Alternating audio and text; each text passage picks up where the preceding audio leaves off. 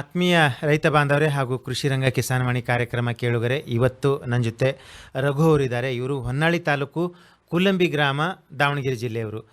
ಪ್ರಮುಖವಾಗಿ ಸಿರಿಧಾನ್ಯಗಳ ಬೆಳೆಗಳ ಒಂದು ಬೆಳೆಯವ್ರ ಜೊತೆಗೆ ಮೌಲ್ಯವರ್ಧನೆ ಮಾಡ್ತಾ ಇದ್ದಾರೆ.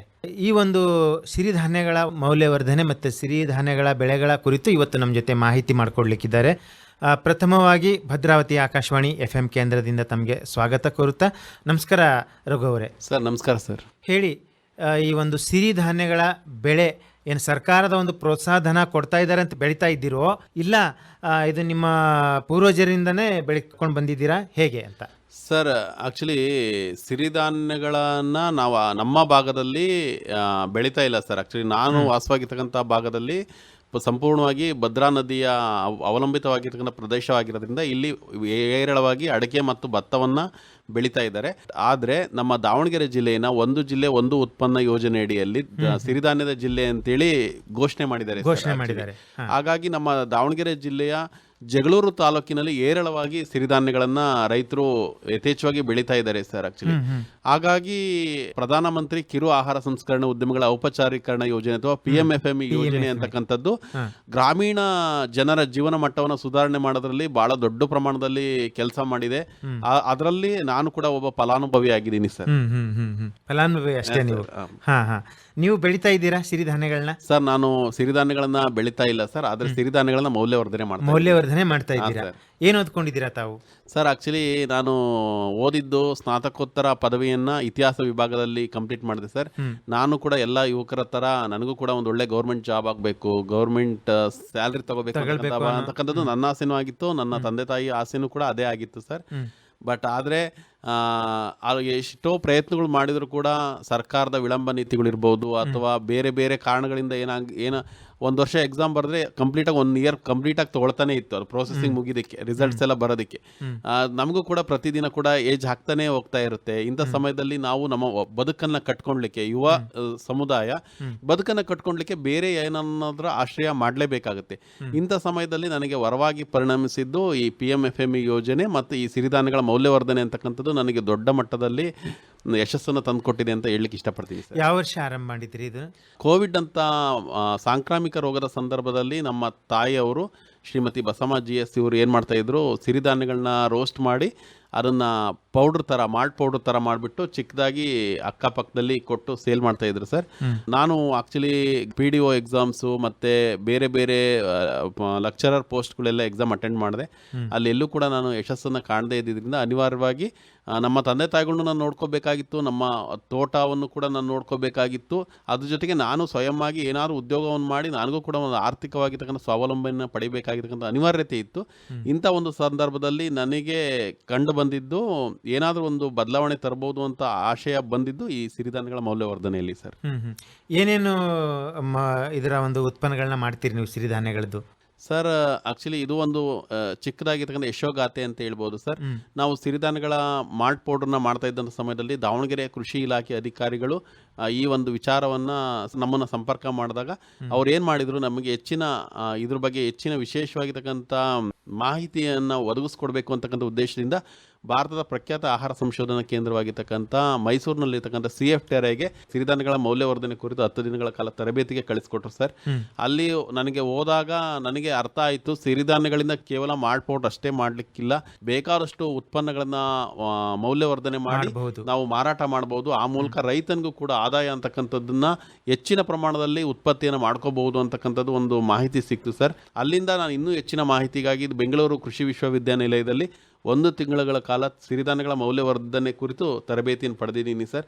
ಆ ನಂತರದಲ್ಲಿ ನಮ್ಮ ಹಳ್ಳಿಗೆ ನಾನು ಮರಳಿಬಿಟ್ಟು ನಮ್ಮದೇ ಆಗಿರ್ತಕ್ಕಂಥ PMFME ಯೋಜನೆಯಲ್ಲಿ 10 ಲಕ್ಷ ರೂಪಾಯಿಗಳ ಸಾಲವನ್ನು ಪಡೆದುಕೊಂಡ್ಬಿಟ್ಟು ಚಿಕ್ಕದಾಗಿರ್ತಕ್ಕಂಥ ಘಟಕವನ್ನು ಆರಂಭ ಮಾಡಿದ್ದು ಸರ್.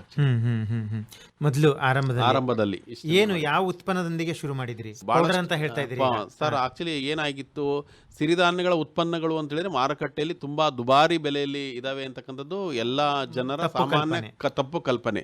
ಇಂಥ ಸಮಯದಲ್ಲಿ ಸರ್ ನಾವು ಅಂದ್ರೆ ಈ ಒಂದು ವ್ಯವಸ್ಥೆಗೆ ನಾನು ಬರ್ಲಿಕ್ಕಿನ ಮುಂಚೆನೆ ನಮ್ದೊಂದು ಚಿಕ್ಕ ಅಂಗಡಿ ಇತ್ತು ಸರ್. ಆ ಅಂಗಡಿಯಲ್ಲಿ ಪ್ರತಿಯೊಂದು ಚಿಕ್ಕ ಮಗುವಿನಿಂದ ಹಿಡಿದು ದೊಡ್ಡವರವರೆಗೂ ಕೂಡ ನಿರಂತರವಾಗಿ ಬಂದು ಬೇಡಿಕೆ ಇಡ್ತದಂತ ಉತ್ಪನ್ನ ಅಂತ ಹೇಳಿದ್ರೆ ಬಿಸ್ಕೆಟ್ ಸರ್. ಆಕ್ಚುಲಿ ಬಿಸ್ಕೆಟ್ಗಳಿಗೆ ಬಹಳಷ್ಟು ಬೇಡಿಕೆ ಇತ್ತು. ಇಂಥ ಸಮಯದಲ್ಲಿ ನಾವು ಯಾಕೆ ಇದನ್ನ ಪ್ರಯತ್ನ ಮಾಡಬಾರ್ದು, ಯಾಕೆ ಸಿರಿಧಾನ್ಯಗಳನ್ನೇ ಬಳಕೆ ಮಾಡಿಬಿಟ್ಟು ಬಿಸ್ಕೆಟ್ ಅನ್ನ ತಯಾರು ಮಾಡೋದ್ರಿಂದ ಅದು ಕಡಿಮೆ ಬೆಲೆಗೂ ಮಾರುಕಟ್ಟೆಗೆ ತಗೊಂಡೋಗ್ಬೋದು. ಆಮೇಲೆ ಇದು ಒಂದು ಹೊಸ ಪ್ರಯತ್ನ ಆಗಿರೋದ್ರಿಂದ ಇದರಲ್ಲಿ ನಾನು ಯಶಸ್ಸನ್ನು ಕಾಣ್ತೀನಿ ಅಂತಕ್ಕಂಥ ಒಂದು ಕಾನ್ಫಿಡೆನ್ಸ್ ಕೂಡ ಬಂತು ಸರ್.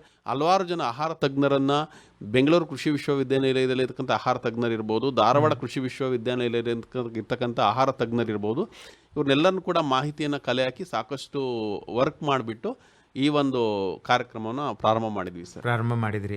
ಈಗ ಸದ್ಯ ಯಾವ ಯಾವ ಉತ್ಪನ್ನಗಳನ್ನ ತಾವು ತಯಾರಿಸ್ತಾ ಇದ್ದೀರಿ, ಮತ್ತೆ ಮಾರ್ಕೆಟಿನ ಒಂದು ವ್ಯವಸ್ಥೆ ಮಾಡಿ ತಮ್ಮದೇ ಆದಂಥ ಒಂದು ಬ್ರ್ಯಾಂಡಿನಲ್ಲಿ ಯಾವ ರೀತಿಯಿಂದ ಮಾಡ್ಕೊಂಡು ಹೋಗ್ತಾ ಇದ್ದೀರಿ ಅಂತ ಅನ್ನೋದು ಹೇಳಿ ಸರ್. ಆಕ್ಚುಲಿ ನಾವು ವಿಶೇಷವಾಗಿ ಸಿರಿಧಾನ್ಯಗಳಲ್ಲಿ ನವಣೆ, ಫಾಕ್ಸ್ ಸ್ಟೈಲ್ ಇರ್ಬೋದು, ಸಜ್ಜೆ, ಪರ್ಲ್ ಮಿಲ್ಲೆಟ್ ಇರ್ಬೋದು, ಕೋಡೋ ಮಿಲ್ಲೆಟ್ ಅಥವಾ ಆರಕ ಅಂತ ಏನು ಹೇಳ್ತೀವಿ, ಮತ್ತೆ ಪ್ರೋಸೋ ಮಿಲ್ಲೆಟ್ ಅಂತ ಹೇಳಿದ್ರೆ ಬರ್ಗು ಅಂತ ಏನು ಹೇಳ್ತೀವಿ, ಮತ್ತೆ ಫಿಂಗರ್ ಮಿಲ್ಲೆಟ್ ರಾಗಿ ಅಂತ ಹೇಳ್ತೀವಿ. ಈ 5 ಉತ್ಪನ್ನಗಳಿಂದ ವಿಶೇಷವಾಗಿ ಇವುಗಳಲ್ಲಿ ಬೆಲ್ಲ ಮತ್ತು ತುಪ್ಪವನ್ನು ನಮ್ಮದೇ ಆಗಿರ್ತಕ್ಕಂಥ ರೈತರ ಬ್ರಾಂಡ್ ಆಗಿರ್ತಕ್ಕಂಥ ನಂದಿನಿ ತುಪ್ಪವನ್ನು ಬಳಕೆ ಮಾಡಿಬಿಟ್ಟು ವಿಶೇಷವಾಗಿ ನಾವು ಸಿರಿಧಾನ್ಯದ ಕುಕ್ಕೀಸ್ಗಳನ್ನ ಉತ್ಪಾದನೆ ಮಾಡ್ತಾ ಇದ್ದೀವಿ ಸರ್.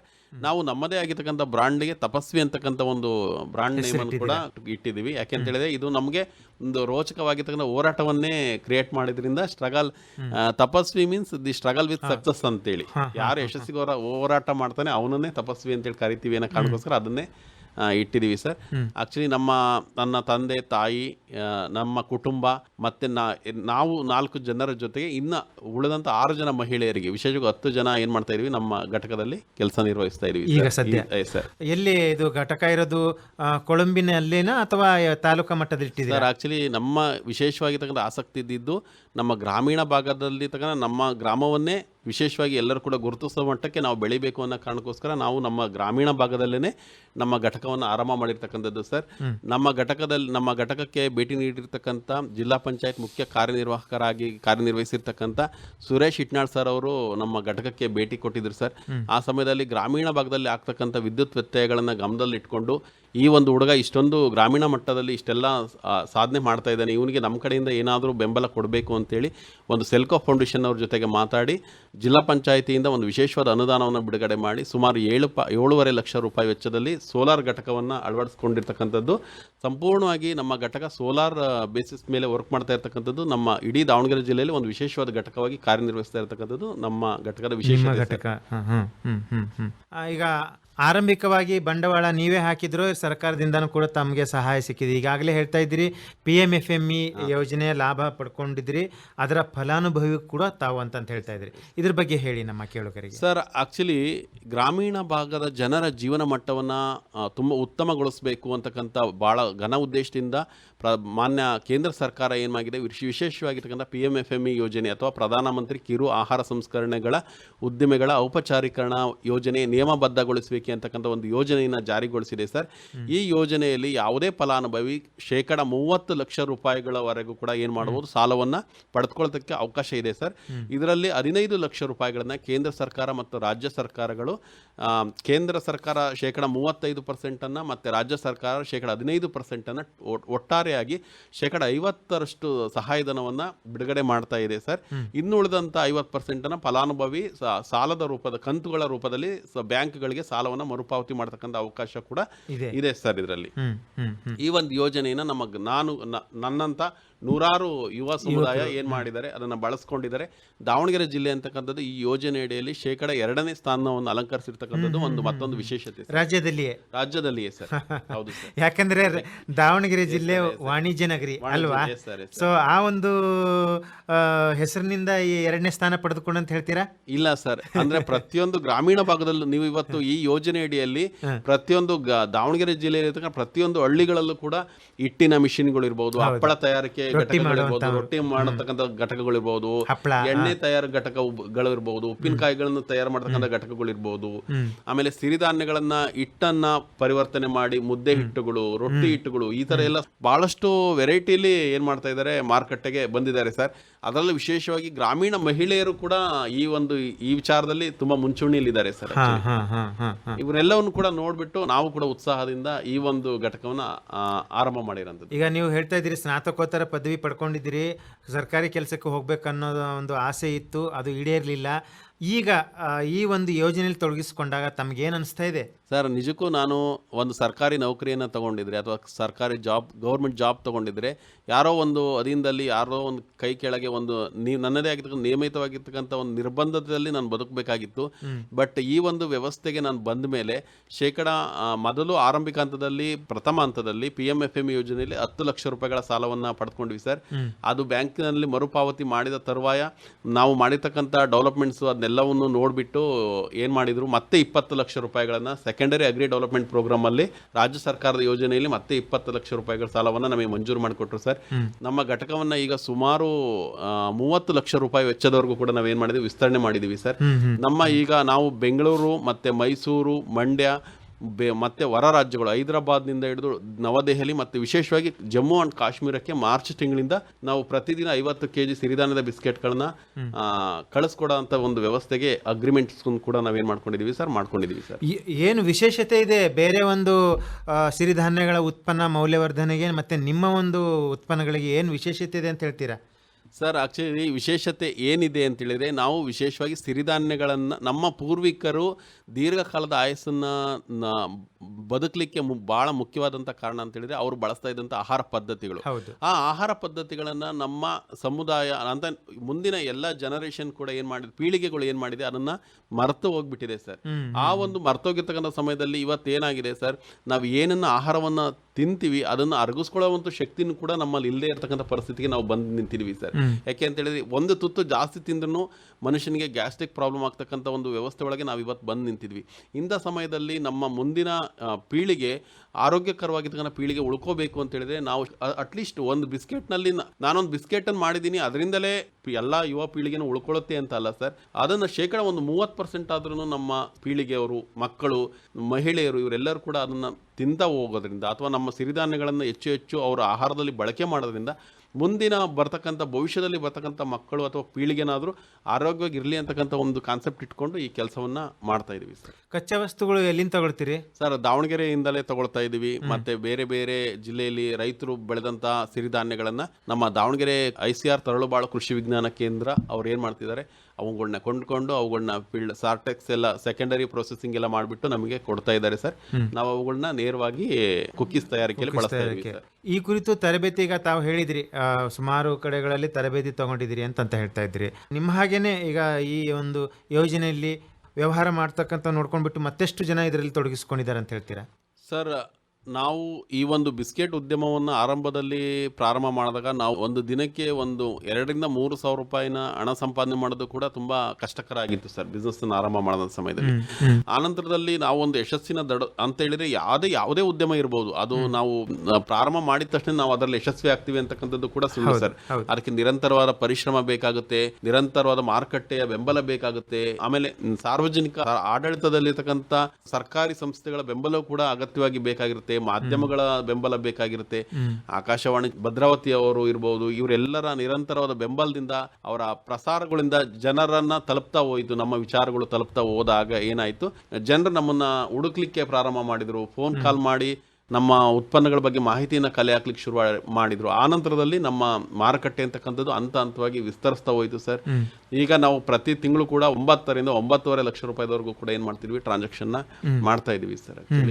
ಮುಂದಿನ ಯೋಜನೆ ಏನಿದೆ ನಿಮ್ದು ಈ ಒಂದು ಸಿರಿಧಾನ್ಯಗಳ ಮೌಲ್ಯವರ್ಧನೆ ಕುರಿತಾಗ್ಲಿ, ಜೊತೆಗೆ ಇನ್ನು ಬೇರೆ ಒಂದು ಉತ್ಪನ್ನಗಳ ಒಂದು ಮಾರುಕಟ್ಟೆ ಆಗಲಿ ಅಥವಾ ಅದರ ಒಂದು ನಿರ್ವಹಣೆ ಆಗಿರಲಿ, ಮೌಲ್ಯವರ್ಧನೆ ಆಗಿರಲಿ ಸರ್? ಆಕ್ಚುಲಿ ಇವತ್ತಿನ ಯುವ ಪೀಳಿಗೆ, ಕಾಲೇಜು ಯುವಕರು ಇರ್ಬೋದು, ಯಾವುದೇ ಮನೇಲಿ ಇರ್ತಕ್ಕಂಥ ಚಿಕ್ಕ ಮಕ್ಕಳಿರ್ಬೋದು, ಎಲ್ಲರಿಗೂ ವಿಶೇಷವಾದ ಆಸಕ್ತಿ ಅಂತ ಹೇಳಿದ್ರೆ ಬೇಕರಿ ಉತ್ಪನ್ನಗಳ ಬಗ್ಗೆ ವಿಶೇಷವಾಗಿರ್ತಕ್ಕಂಥ ಆಸಕ್ತಿಯನ್ನ ಇಟ್ಕೊಂಡಿರ್ತಕ್ಕಂಥದ್ದು. ಇಂಥ ಸಮಯದಲ್ಲಿ ನಾವು ಯಾವುದೋ ಒಂದು ಗೊತ್ತಿಲ್ಲದೆ ಇರತಕ್ಕಂಥ ಉತ್ಪನ್ನವನ್ನ ತಂದು ಅವ್ರ ಮುಂದೆ ಪ್ರೆಸೆಂಟ್ ಮಾಡೋದ್ರಿಂದ ನಾವು ಯಾವುದೇ ಕಾರಣಕ್ಕೂ ಮಾರ್ಕೆಟ್ ಅನ್ನ ಕ್ರಿಯೇಟ್ ಮಾಡ್ಕೊಳ್ಳಿಕ್ ಆಗಲ್ಲ ಸರ್.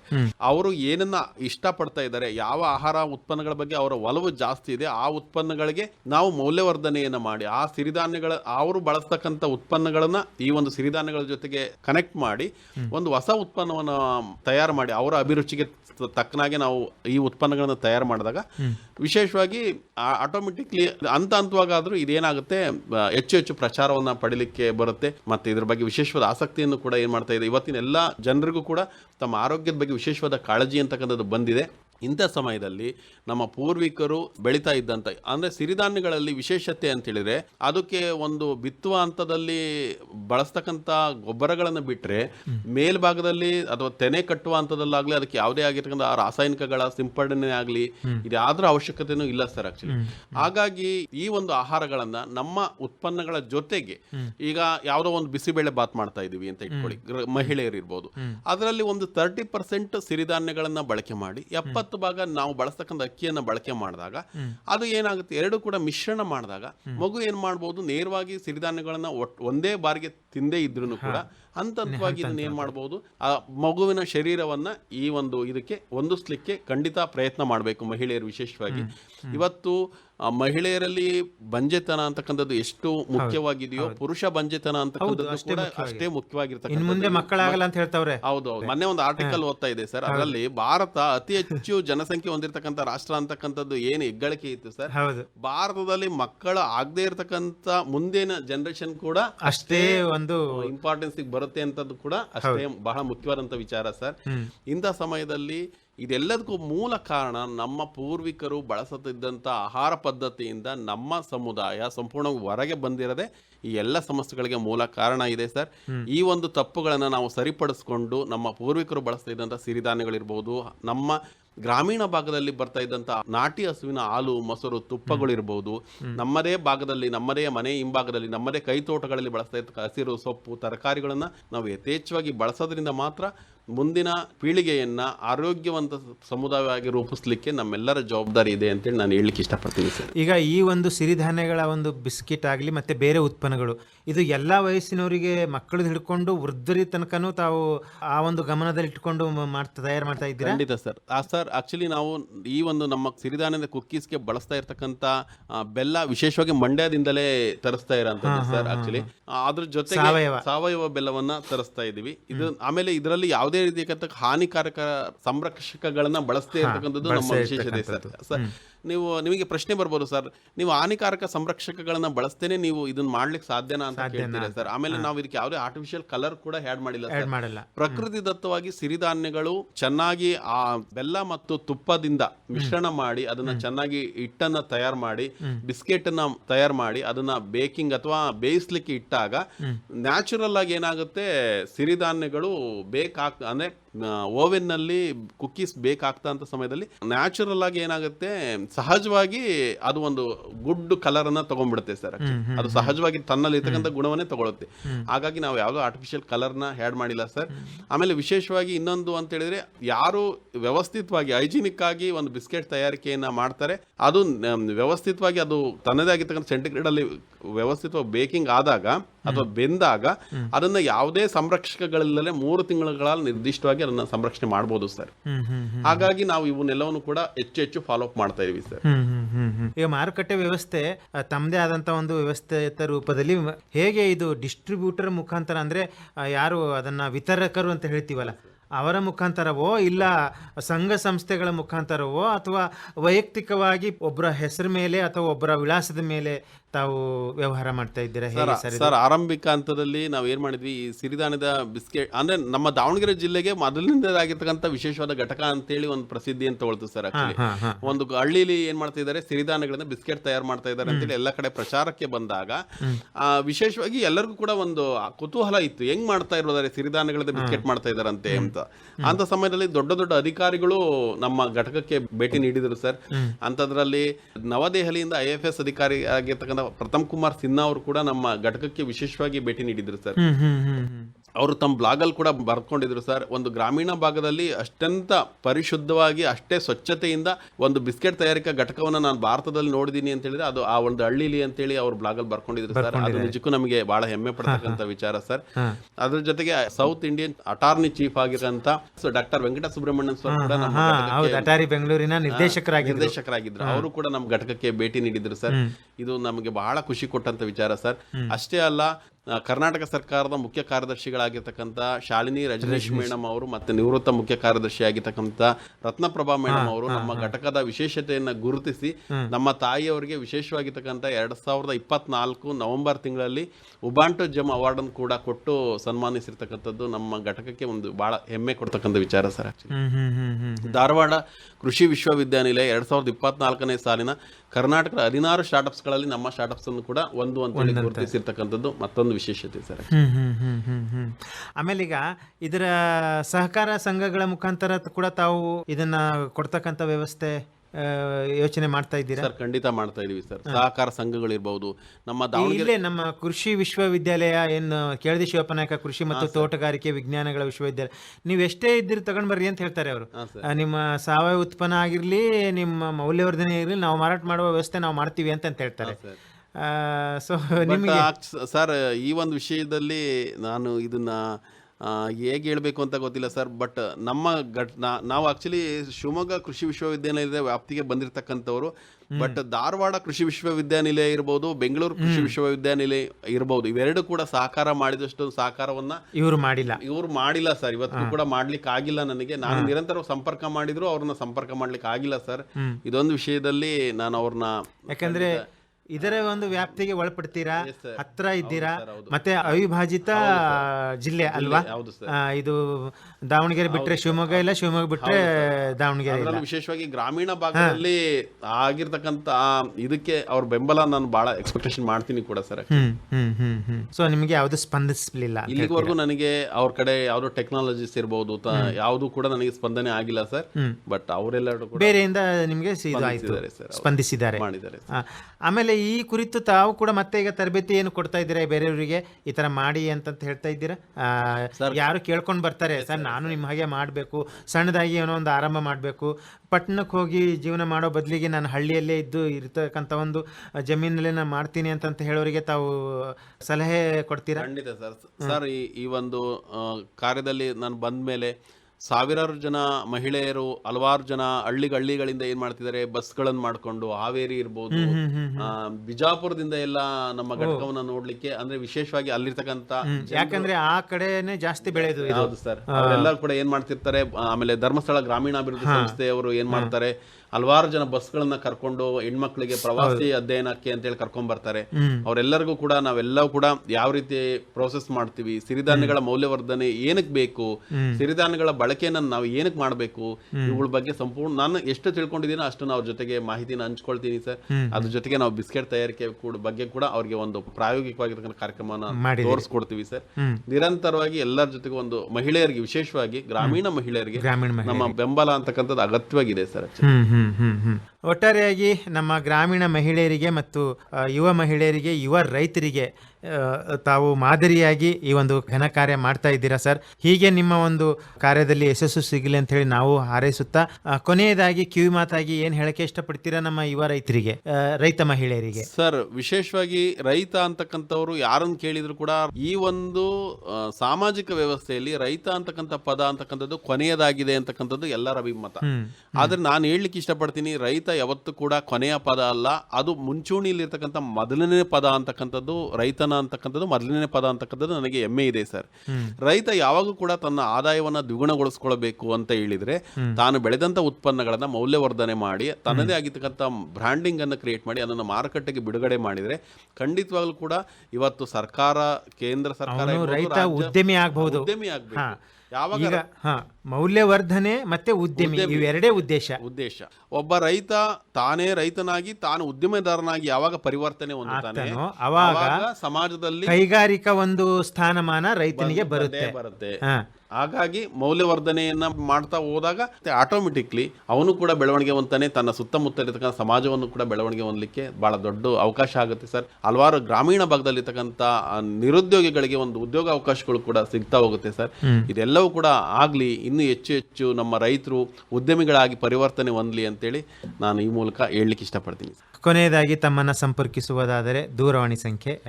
ನನ್ನ ದೂರವಾಣಿ ಸಂಖ್ಯೆ 9535282617. ರೈತ ಬಾಂಧವರೇ, ರಘು ಇವರು ಏನು ಈ ಸಿರಿಧಾನ್ಯಗಳ ಮೌಲ್ಯವರ್ಧನೆಯಲ್ಲಿ ಇವರು ತೊಡಗಿಸಿಕೊಂಡು ತಮ್ಮದೇ ಆದಂತಹ ಒಂದು ತಪಸ್ವಿ ಅಂತಂತ ಹೇಳ್ಬಿಟ್ಟು ಬ್ರ್ಯಾಂಡ್ನಲ್ಲಿ ಇವರು ಮಾರಾಟ ಮಾಡೋ ಒಂದು ವ್ಯವಸ್ಥೆ ಮಾಡಿಕೊಂಡು ದಾವಣಗೆರೆ ಜಿಲ್ಲೆಯಲ್ಲಿ ಮುಂಚೂಣಿಯಲ್ಲಿದ್ದಾರೆ. ತಾವು ಇವರ ಹಾಗೆ ಆಗಬೇಕಂತಂದರೆ ಇಲ್ಲ ಇವರನ್ನು ಸಂಪರ್ಕಿಸಿ ಸಣ್ಣ ಉದ್ಯಮವನ್ನು ಆರಂಭ ಮಾಡುವುದಾದರೆ ಇವರನ್ನು ಸಂಪರ್ಕಿಸಿ ಮತ್ತು ಹೆಚ್ಚಿನ ಒಂದು ಮಾಹಿತಿ ಪಡಬಹುದು. ಆಮೇಲೆ ಇವರ ಘಟಕ ಕೂಡ ಹೋಗಿ ತಾವು ವೀಕ್ಷಣೆ ಮಾಡಬಹುದು ಅವರ ಅನುಮತಿ ಮೇರೆಗೆ, ಅವರ ಸಮಯದ ಮೇರೆಗೆ. ಯಾಕಂತಂದರೆ ಅವರು ಬೇರೆ ಬೇರೆ ಕಾರಣಾಂತರಗಳಿಂದ ಬೇರೆ ಬೇರೆ ಜಿಲ್ಲೆಗಳಿಗೋ ಅಥವಾ ಎಲ್ಲೋ ಒಂದು ತರಬೇತಿಗೋಸ್ಕರನೋ ಇಲ್ಲ ಬೇರೆ ಒಂದು ಇದಕ್ಕೆ ಹೋಗಿರ್ತಾರೆ.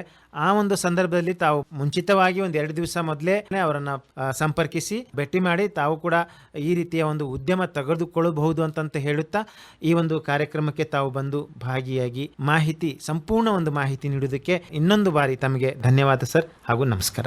ಆಕಾಶವಾಣಿ ಭದ್ರಾವತಿ ಅವರು ಕೂಡ ನನಗಿಂತ ಒಂದು ಅವಕಾಶ ಕೊಟ್ಟಿದ್ದಾರೆ ಸರ್. ನಿಮ್ಮೆಲ್ಲರಿಗೂ ಕೂಡ ನನ್ನಿಂದ ಧನ್ಯವಾದಗಳು ಸರ್.